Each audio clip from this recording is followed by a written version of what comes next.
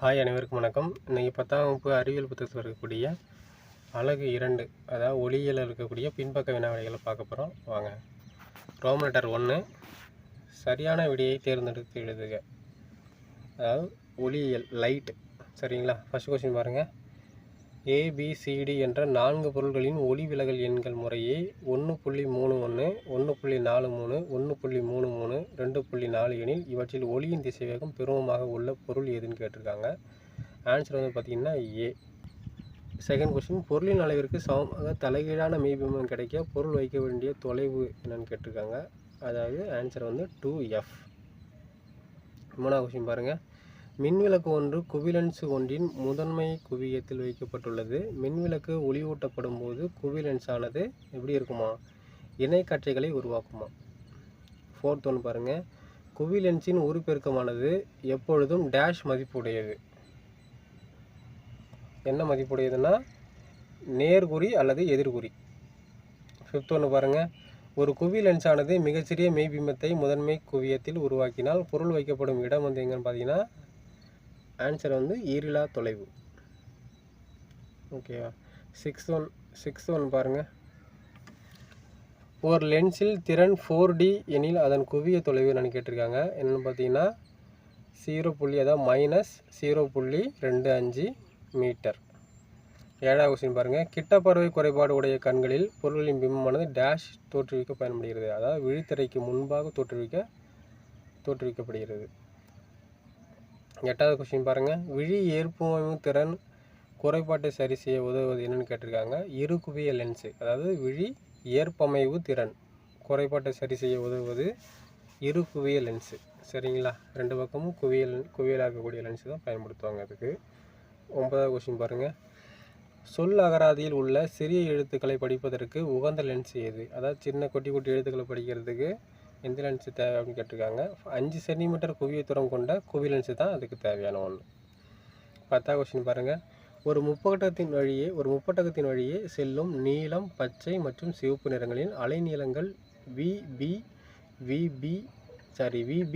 VG, VR எனில் பின்வருவனவற்றில் எச்சமன்பாடு சரியானது கேட்டிருக்காங்க. சரியான ஆன்சர் பார்த்தீங்கன்னா VB VG VR. Roman letter 2 பாருங்கள். கோடிட்ட இடங்களை நிரப்புக.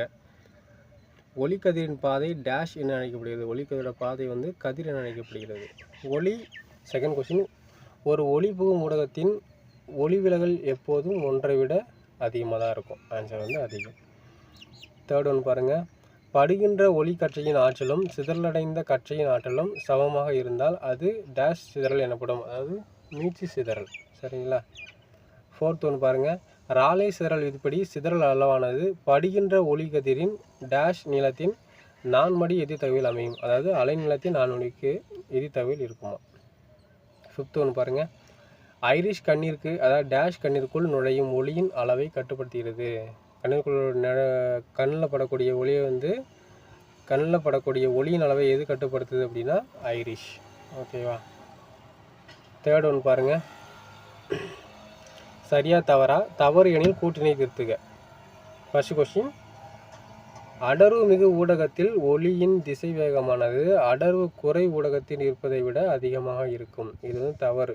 சரியான ஆன்சர் பார்த்தீங்கன்னா அடர்வு மிகு ஊடகத்தின் ஒளியின் திசை வேகமானது அடர்வு குறை ஊடகத்தில் இருப்பதை விட குறைவாக தான் இருக்கும். சரிங்களா?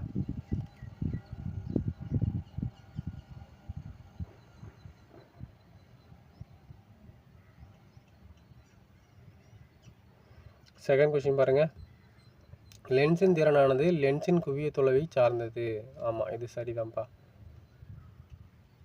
விழி லென்ஸின் குவிக்கும் திறன் அதிகரிப்பால் தூர பார்வை ஏற்படுகிறது. இது தவறு. சரியான ஆன்சர் பார்த்தீங்கன்னா விழி லென்ஸின் குவிக்கும் திறன் குறைவாக இருந்துச்சுன்னா தூர பார்வை தான் ஏற்படும். ஃபோர்த் ஒன்று பாருங்கள். குவி லென்ஸ் ஆனது எப்போதும் சிறிய மாய பிம்பத்தை உருவாக்கும். குவி லென்ஸ் ஆனது எப்போதும் மெய்பிம்பத்தை மட்டும்தான் உருவாக்கும்ப்பா. ஃபோர்த் ஒன்று பாருங்கள். பகுதி 1 பகுதி 2ன்னு கொடுத்துருக்காங்க. டைரெக்டாக ஆன்சருக்கு போயிடலாம். ரெட்டினாங்கிறது விழித்திரை இருக்குல்ல, அது வந்து ரெட்டினான்னு சொல்லுவாங்க. கண் பாவை அப்படிங்கிறது கண்ணில் ஒளி கதிர் செல்லும் பாதையை தான் கண் பாவைன்னு சொல்லுவாங்க. சிலியரித் தசைகள் அப்படிங்கிறது விழி ஏற்பமைவு திறன் சொல்லுவாங்க. கிட்ட பார்வைங்கிறது செய்மை புள்ளி விழியை நோக்கி நகர்தல். அதாவது செய்மை புள்ளி விழியை நோக்கி நகர்தல் தான் வந்து கிட்ட பார்வை. தூர பார்வைங்கிறது அண்மை புள்ளி விழியை விட்டு விலகி செல்தல். அதாவது அண்மை புள்ளி தூரத்தில் இருக்கக்கூடிய புள்ளி விழியை விட்டு விலகி செல்வது தூர பார்வை. ஓகேவா? கூற்று மற்றும் காரணம் வகை கேள்விகள். கூற்று மற்றும் காரணம் என்ன கொடுத்துருக்காங்க, டைரெக்டாக நம்ம கொஸ்டினுக்கு போயிடலாம். கூற்று 1 பாருங்கள், ஊடகத்தின் ஒளிவிலகல் எண் அதிகமாக இருப்பதால் அந்த ஊடகத்தில் ஒளியின் திசைவேகம் குறைவாக இருக்கும்.